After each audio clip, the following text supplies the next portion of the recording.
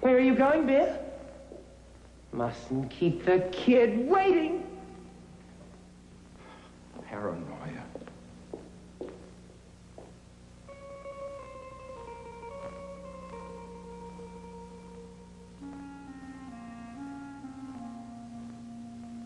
Where painted trees and flowers grow,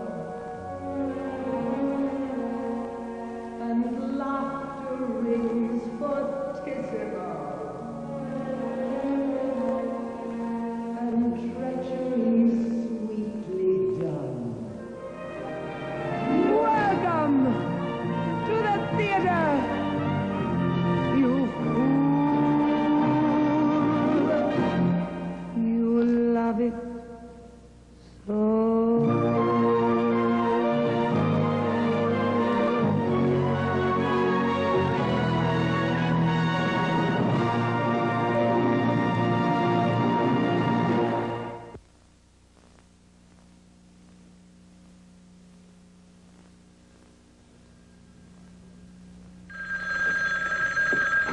Hello?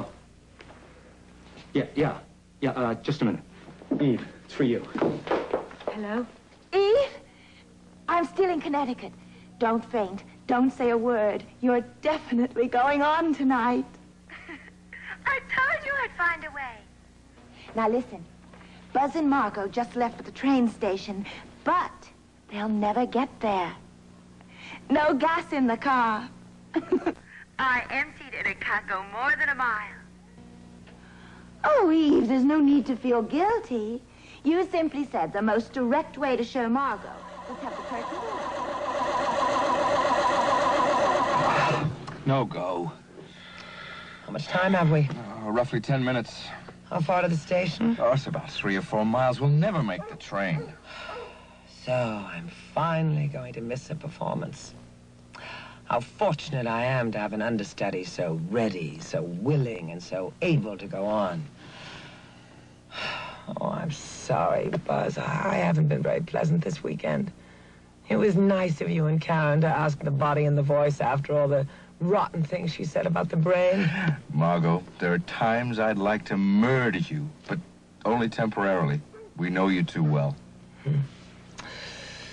I wish I knew me. What is a Margot Channing? Besides a name spelled out in light bulbs. Besides something called a temperament. Infants behave the way I do, you know.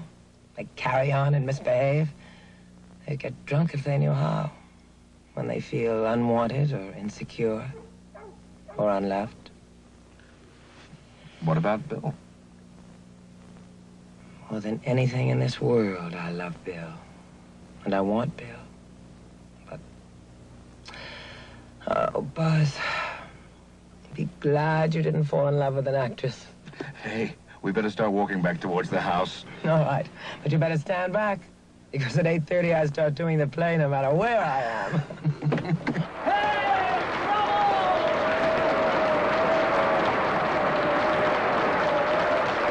Hey, come on, bring it up again.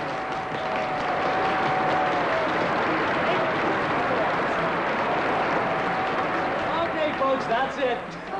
Baby, you were beautiful.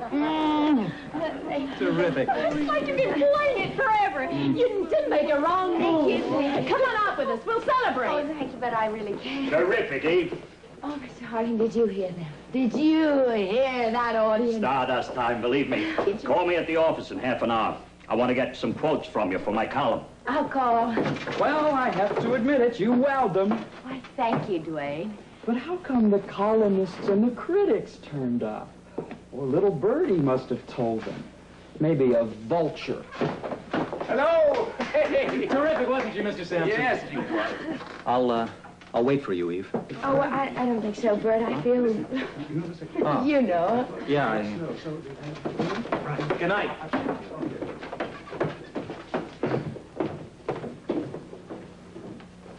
None of the earmarks of a one-shot performance. It's there. Oh, it's just... You know, I've been spending all my time splicing strips of film together in a dark little room. Almost forgot what live theater can be. The excitement when someone up there makes contact with the audience. Have a good time tonight. You deserve it. Good night, Eve. Bill? Yeah. Thank you. I could never have done it without you. Without me? No, I came back and gave you a 5-minute pep talk before the curtain went up. Oh, no. Something you said made all the difference. Without it, I might have been just plain embarrassing. Really? What was that? Well, you said the one thing that makes an audience uncomfortable is to see an actor pressing, sweating to make good. You said, if you feel you're losing them, don't panic. Hold very still inside. Don't go after them. Make them come to you. And that's what did it. Oh, I held on to that as if I were holding on to you. It meant everything to me. And so do you.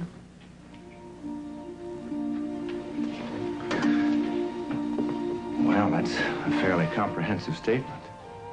You remember the night Greta Garbo met Sigmund Freud? But I think it's time Bill Sampson met Eve Harrington. You're quite a girl. You think? But I've got a girl, remember Margot? I'll never forget her. That's how I met you. Anyway, you're not together at the moment. Maybe this is my moment. You mean our moment? Let's find out. The only thing is, you're pressing. I think you lost me. Remember Eve off stage as well as on. Don't go after them. Make them come to you.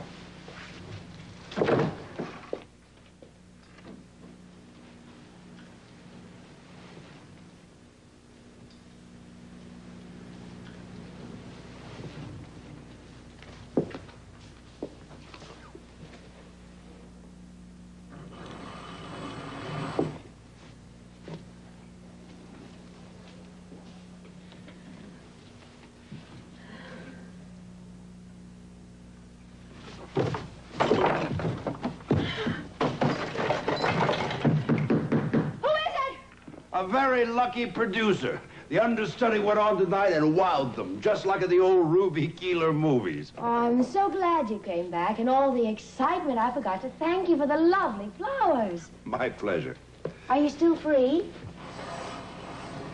I've had a change in plans. Great. Then we shall celebrate. My apartment. Oh, no, I'd rather have a drink at Sardi's.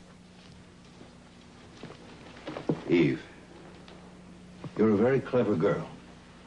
I came through for you, giving you the understudy. Well, didn't I come through for you?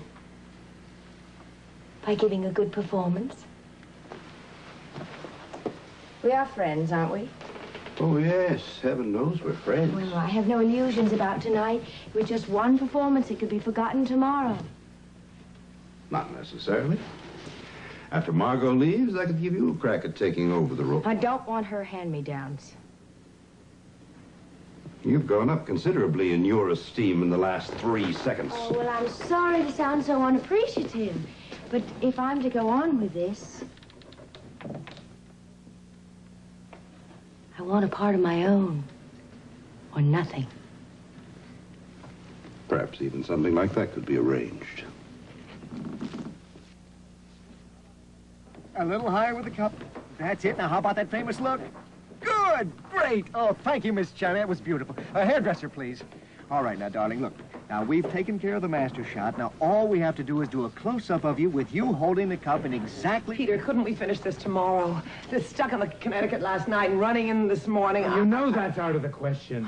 They're here. Get it over with. I don't want you to blow this. Yes, I know. It's dignified. It's got residuals. It's security for my old age, which, according to the morning's paper, I'm in the middle of right now. Oh, I can't believe Eve would say those things. Miss Harrington, while restating her admiration for Miss Channing, lamented the fact that mature actresses can be so self-deluded they keep playing younger parts with detrimental results to the play. Detrimental, self-deluded. Does that sound like Stan Harding? And listen to this. Miss Harrington was a radiant, natural young angel up there tonight. Quite a difference from Miss Channing, cleverly bundled up in her high-neck gowns designed to conceal, and discreetly lit with all the pink gelatins in town to create the illusion of youth. My God, she wore my costumes. The lighting was exactly the same.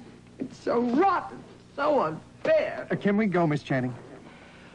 Oh, well, yes, I guess we better. It'll be all over town. I'm too feeble to work. Okay, fellas, let's get...